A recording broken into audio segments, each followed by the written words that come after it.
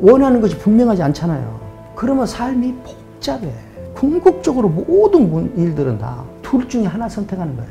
둘 중에서 왜 하나를 선택하지 못하느냐? 자기가 분명하지 않아서 그래요.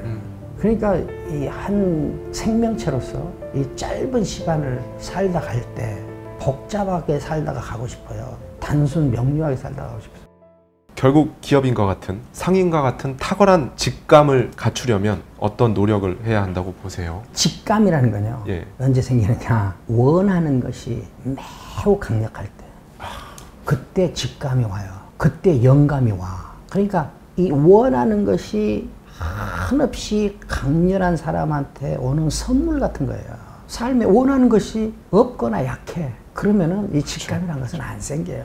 내가 우리 대학 교수 할 때 우리 학생들한테 이렇게 말하거든요. 원하는 걸 합시다.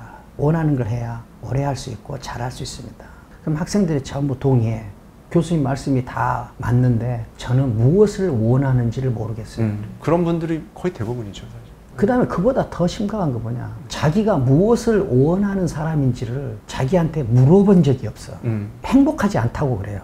그러면 행복하지 않다면은 행복이 뭔지를 알고 있을 거 아니에요. 그래야 행복하다, 행복하지 않다 말할 수 있을 거 아니에요. 그래서 내가 행복이 무엇입니까? 라고 물어보면은 행복이 무엇인지 아는 사람 하나도 없어. 그럼 모를 수 있어. 아, 나는 이것을 행복이라고 결정해야 되겠다 라고 결정한 사실이라도 있어야 될 거 아니에요. 자기 행복이 무엇인지를 결정한 적도 없어. 자기 행복이 무엇인지를 몰라. 그런데 행복하지 않다고 말해.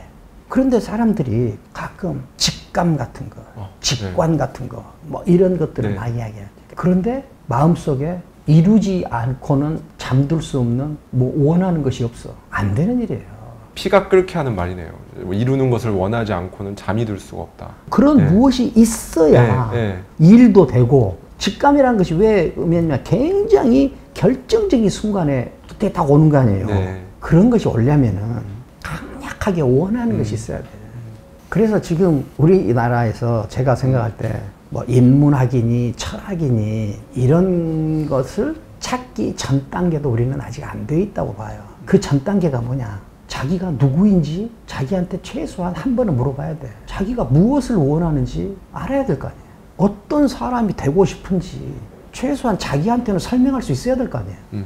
이 짧은 생을 어떻게 살다 가고 싶은지 자기한테 설명할 수 있어야 될 거 아니에요. 이런 가장 기본적인 것이 안 돼 있는 상태에서 니체를 말하면 뭐하고 쇼펜하우어를 말하면 뭐하고 선도국가를 말하면 뭐하겠어요. 다 안 되는 일이에요. 목표가 있으신 분들이 있어요. 근데 그 목표에 대한 목적이 뭔지 여쭤보면 그 다음이 없는 거죠. 직장인들이 목적도 없고 목표가 없이 맨날 한숨만 쉬면서 이렇게 일하기 싫다 하면서 사는 이유가 목표가 취직하는 거였어요. 그러니까 목표를 이뤘으니까 그 다음이 없는 거예요. 그렇죠. 목표가 왜 이 목표야 라고 했을 때 그걸 설명할 수 있는 게 삶의 목적이잖아요. 그렇죠. 예. 근데 이 단계에 가기 전에 이거는 내비게이션을 저는 찍는 거라고 생각을 하는데 내비게이션을 찍어. 왜 여기를 찍었어? 아, 여기 가서 밥 먹어야 되니까. 그렇죠. 이게 목적인데 근데 기본적으로 내가 지금 오토바이인지 자동차인지 그것도 몰라요. 일단 지금 거의 그런 상황이거든요. 그렇죠. 취업하는 게 목표고 검사가 되는 게 목표고 의사가 되는 게 목표예요. 그러면 검사가 되고 취직을 하고 의사가 됐으면 목표가 없어지잖아요. 그럼 어떻게 돼요? 삶이 오리무중일 수밖에 없는 거예요. 이거 뭐하고 똑같냐? 추격국가, 종속국가의 삶이 바로 의사가 되는 것이 목표, 검사가 되는 게 목표, 이런 단계란 말입니다.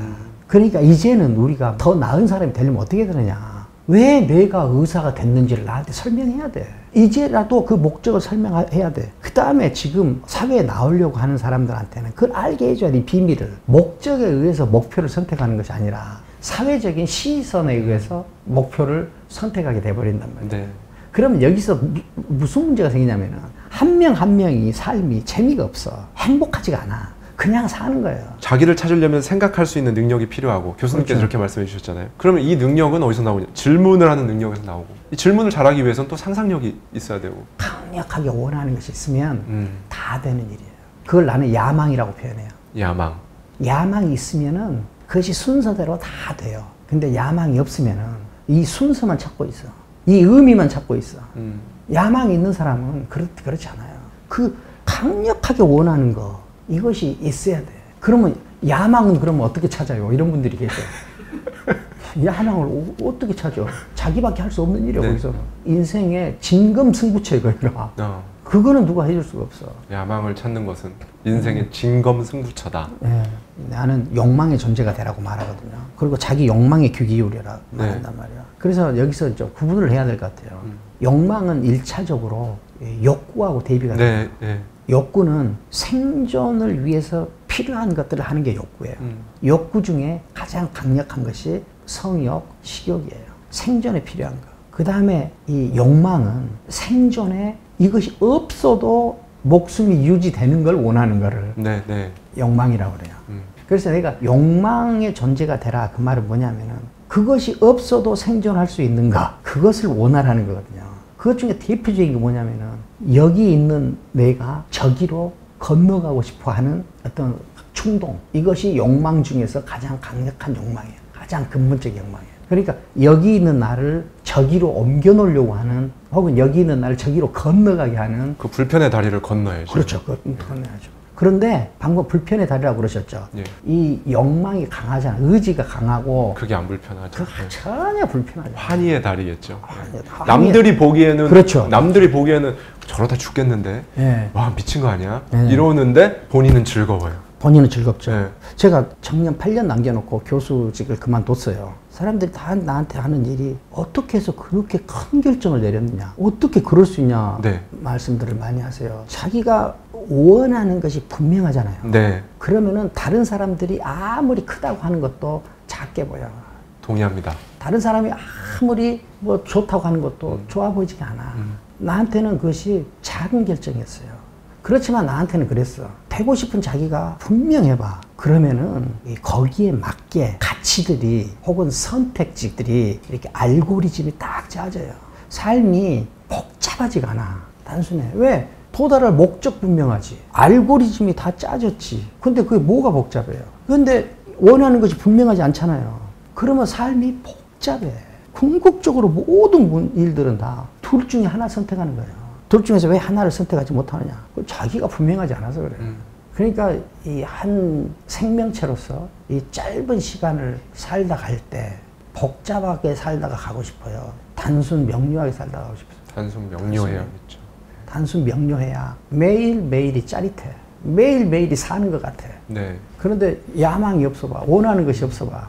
사는 게 숙제예요. 그럼 교수님, 저의 절친한 지인 중에 결혼, 출산 이런 것들을 그냥 삶의 과제라고 생각한다 라고 하는 지인이 있어요. 이제 그것도 본인이 정말 원하는 게 뭔지 정확히 지금 모르기 때문에 그렇게 생각할 수밖에 없는 거겠네요. 우리나라의 출산 문제는 우리 전 사회의 구조적 모순이 다 엉켜있는 문제예요.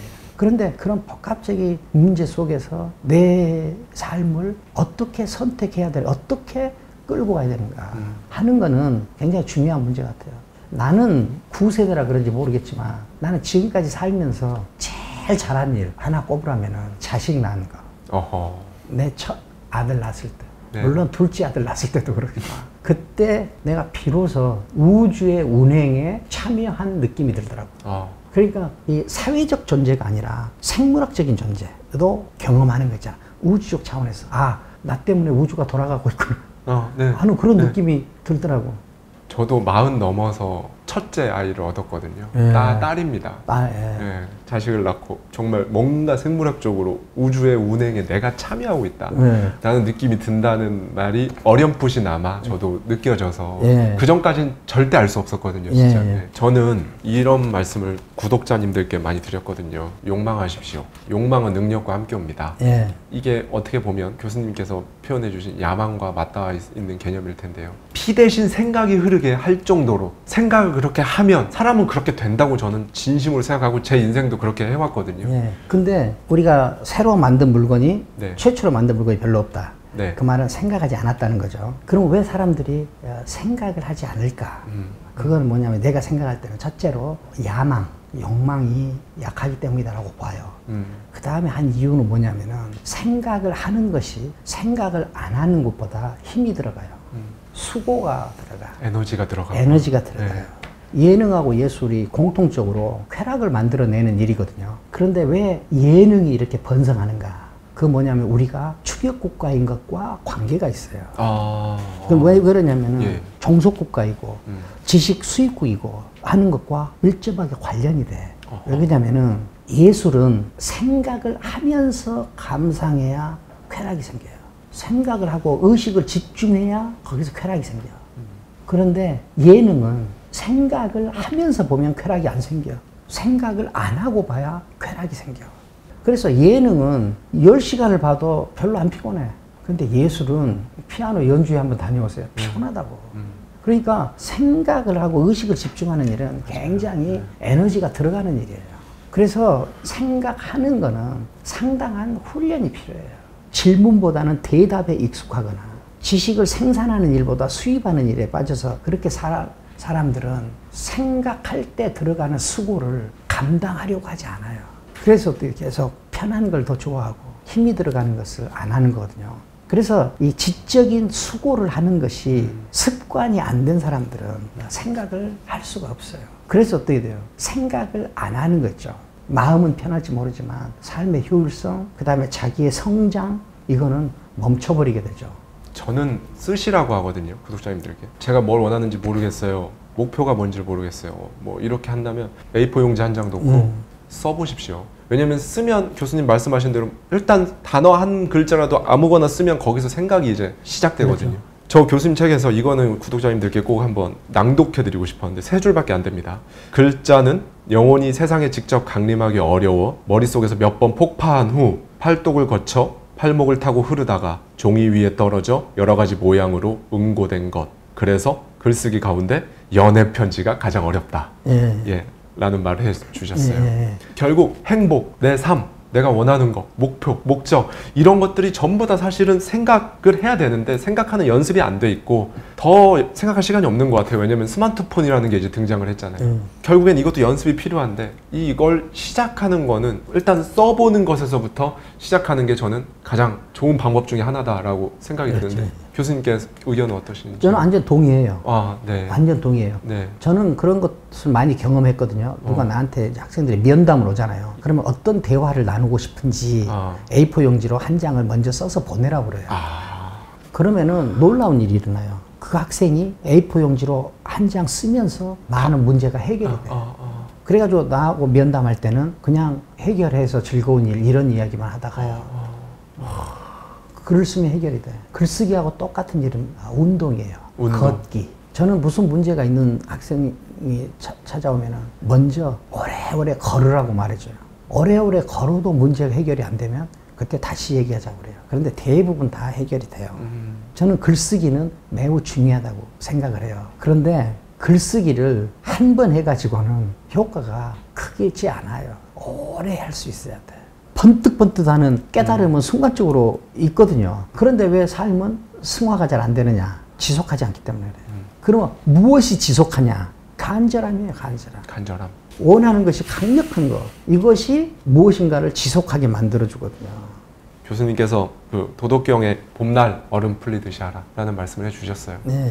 봄날의 얼음, 소위 얼음도 아니고 물도 아니고 예, 그런 상태인 건데 봄날의 얼음 풀리듯이 하라라는 이 말씀을 해주신 그 안에 담겨진 뜻을 한번 말씀을 좀 해주시죠. 이 도덕경을 관통하는 하나의 핵심 주제는 유무상생이에요. 유무상생. 대립면의 공존. 어떻게 보면은 기업인들이 생과 사의 경계에 있는 거 있죠. 그 사실은 자기 몸 안에 생과 사가 공존하고 있는 거거든요. 보통 사람들 몸 안에는 생만 있어. 사는 없잖아요. 그런데 무엇인가 절실한 사람한테는 생과 사가 공존한단 말이에요. 그러니까 봄날 얼음 풀리듯이 하라는 뭐냐면은 봄날에 얼음이 풀리면은 얼음 풀리는 끝자락을 보면은 이게 물도 아니고 얼음도 아니에요. 그런데 얼음으로는 분명히 있어. 분명하게 얼음이 있는데 그 끝은 물과 얼음의 경계에 있는 거예요. 그 상태를 유지하라. 이것을 저는 뭐라고 표현했냐면 경계에 서라. 경계에 서라. 또 경계에 서라 이렇게 말하니까 그냥 가운데 있으면은 이쪽도 선택 안 하고 이쪽도 선택 안 하고 가운데 있으면 경계에 선다는 게 그것이 아니라 좀 비유적으로 말하면은 피부에 서라 그 말이에요. 피부. 피부는 나의 안이에요, 밖이에요? 경계네요, 피부가. 경계죠. 경계에 선다 그 말은 내가 외부의 것과 항상 연결돼 있다. 도덕경에 이런 말이 있거든요. 하늘이 맑고 푸르게만 하려고 하면 하늘이 무너져 내릴 것이다. 땅이 단단하려고만 하면 장차 쪼개져 버릴 것이다. 이런 말을 하거든요. 네. 너의 생명력, 너의 성취는 너와 다른 것, 이질적인 것과 어떻게 관계를 맺느냐 하는 것이 결정할 것이다. 그러니까 어떻게 보면은 항상 열려 있으라, 항상 깨어 있으라 네. 라는 말도 되거든요. 너는 피부를 통해서 너 아닌 것과 항상 관계를 맺어라. 그런 의미와도 같은 것 같아요. 아까 말씀 주신 이쪽에서 이쪽으로 안 해본 걸 해서 저쪽으로 가고 싶은데 네. 사실 안전지대라고 하잖아요. 여기에서 못 나가는 분들이 굉장히 많으세요. 엄두가 안 나고 상황이 지금은 마땅치가 않고 뭐 이런 여러 가지 다양한 사유들로 인해서 하지 못하는 분들이 너무 많은데 그럼에도 그분들은 자신의 삶이 지금하고 좀 다른 모습이기를 원하고는 있는데 그런 상태에 있는 분들께 교수님께서 네. 원하고 있다고 말씀하셨는데 진짜 무엇인가를 원하고 있었으면 아주 다행 같아요. 만약에 지금 삶이 힘들면 그 삶이 왜 힘든지 자기한테 조곤조곤 설명해 보세요. 그래서 삶이 힘들어요. 그럼 어쩌자는 거예요. 삶이 힘들어서 그 힘든 삶 속에서 있으면서 누가 위로해 주기를 기다리고 그렇게 살 것인지, 이 힘든 것을 안 힘들게 만들고 싶은지, 이 힘든 것에서 벗어나고 싶은지 이걸 자기한테 설명할 수 있어야죠. 근데 힘들다고 하는 사람들이 이것이 왜 힘든지, 나는 왜 이것을 힘들게 받아들이는지를 설명하는 지적 수고를 했느냐, 그것을 검토해 봐야 돼요. 그 다음에 더 나은 무엇인가의 삶을 꿈꾼다면 그 더 나은 삶이 무엇인지 막연하면 안 돼. 자기가 글로 쓸 수 있어야 돼요. 네. 그런데 지금 거기로 가기에는 아직 여러 가지 상황이랄지 뭐가 이렇다. 네. 당연한 거죠. 무엇을 원한다고 해서 지금 당장 하는 일을 그만두고 바로 그쪽으로 갈 수도 있지만 여기에는 기술이 필요해요. 언제 하느냐, 어떻게 하느냐 하는 이 기술적인 문제들이 항상 있죠. 그런데 이것이 강력한 원하는 것이 있으면은 이런 기술적인 문제들은 다 고안이 되고 다 해결이 돼.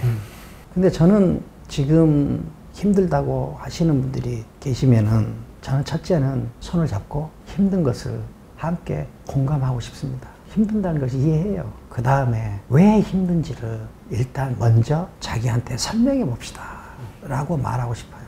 이런 일련의 과정이 명료하게 정리돼서 이 삶이 정리정돈된 어떤 모습이 되려면은 제일 중요한 거는 자기한테 되고 싶은 자기가 분명해야 돼요. 자기가 무엇을 원하는지 자기한테 설명할 수 있어야 돼. 어떻게 살다 가고 싶은지 자기한테 설명할 수 있어야 돼. 어떤 사람이 되고 싶은지 자기한테 설명할 수 있어야 돼. 우리가 위로 이야기를 하잖아요. 위로라는 단어만 나와도 삶이 두 계층으로 나뉘어요, 인간이. 위로를 구하는 사람과 위로를 제공하는 사람이다. 나는 위로를 구하는 사람으로 살 것인지 위로를 해주는 사람의 입장에 서서 살 것인지 이것도 자기가 결정해야 돼요. 삶은 원래 불안이에요. 그 정체를 자기가 분명히 인식하고 자기한테 설명하면은 거기서 빛이 보여요. 왜? 인간은 그렇게 태어났어. 자기를 살리려고 하는 인간은 절대 죽지 않아요. 그런 일들이 잘 이루어지려면은 여러 가지가 있지만 그 중에 하나만이라도 분명해야 돼. 나는 무엇을 원하는가? 이것만이라도 분명해야 돼.